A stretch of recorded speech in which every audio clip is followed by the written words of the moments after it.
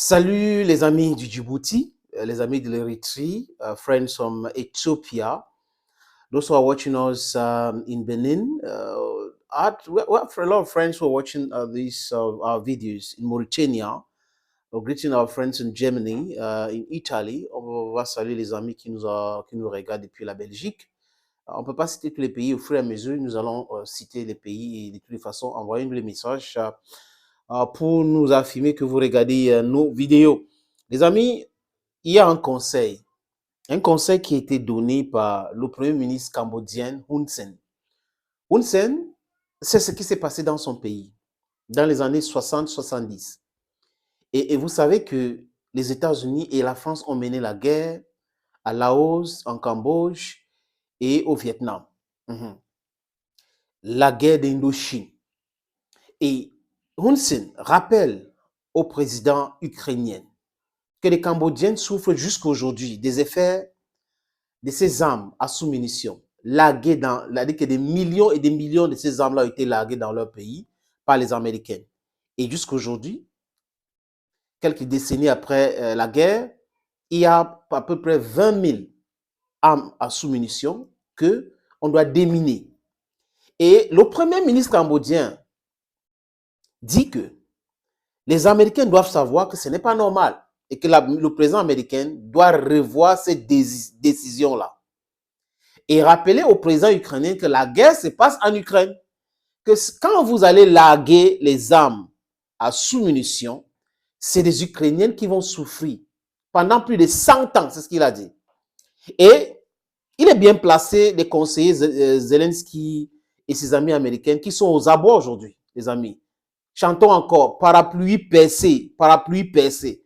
Les Américains et l'OTAN sont aux abois. Ils n'ont plus d'armes à donner. Donc, du coup, tout ce qu'ils peuvent ramasser, même si c'est les effets fécals, ils vont donner à l'Ukraine. Ça ne va plus. C'est-à-dire que l'allure, les Ukrainiens tirent, les munitions, les obus, ils ne produisent pas comme ça. Donc, du coup, tout le monde est en train de tout donner. Et comme ils ne peuvent pas tout donner en se disant qu'ils peuvent avoir un conflit majeur avec la Russie, qu'est-ce qu'on va faire maintenant? Nous allons utiliser ces armes. Donc, il faut qu'on donne ce qui a été interdit. Les armes à sous-munitions. Interdit par la Convention d'Oslo de 2008 qui avait été signée par 100 quelque chose de pays et après, c'est entré en vigueur en 2010. Il y a 128 pays au plus qui ont signé cet accord. Mais il faut le dire, hein, l'Ukraine, les États-Unis, la Russie, la Chine n'ont pas signé. Et voilà, les Américains étaient les producteurs, les Russes produisent toujours, les Chinois produisent, l'Israël continue de produire. Mais le conseil de Hun Sen, le premier ministre cambodgien, tombe à point nommé. Vous savez que l'OTAN se réunit à Vilnius, il y a le sommet à Vilnius, et les gens doivent insister là-dessus, parce que même en Europe, il y a un malaise perceptible. Les Européens, les Allemands, certains disent oui, certains non. En France, c'est la même chose. Au Royaume-Uni, c'est la même chose parce que, écoutez, si les Russes larguent ces mêmes bombes, disons qu'il y a un conflit à grande échelle entre ces pays-là et la Russie, et les Russes larguent ça dans ce pays-là, ça sera catastrophique. Les Européens, donc, pour 7 ans, ne veulent pas. Mais comme c'est des gens qui ne respectent pas leurs propres paroles, donc ils peuvent signer les accords, piétiner après quand les intérêts sont en danger, et après demander aux autres de respecter ces mêmes accords, alors qu'eux-mêmes, ils n'ont jamais respecté cet accord. Hun Sen, avant la guerre, avait accueilli en Cambodge les experts militaires ukrainiens pour apprendre le déminage. Et ils ont fait des études là-bas. Donc, il est en train de parler en connaissance de cause et en disant à Zelensky clairement et à Joe Biden que ne faites pas ça. C'est vous qui allez souffrir. Les Américains sont très loin de l'Ukraine. En fait, l'Ukraine est devenue un État américain aujourd'hui. Donc, Zelensky, on peut l'appeler, sans se tromper, le gouverneur de l'État de l'Ukraine, des États-Unis d'Amérique. Mais aujourd'hui, les amis, la guerre se passe où en Ukraine? Qui souffre les Ukrainiens?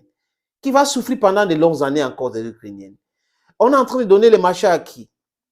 Blackwater. Pour faire quoi? Pour construire l'Ukraine. Et pendant ce temps, ils sont en train de faire quoi? Dire que Wagner, alors que c'est leur Wagner là-bas.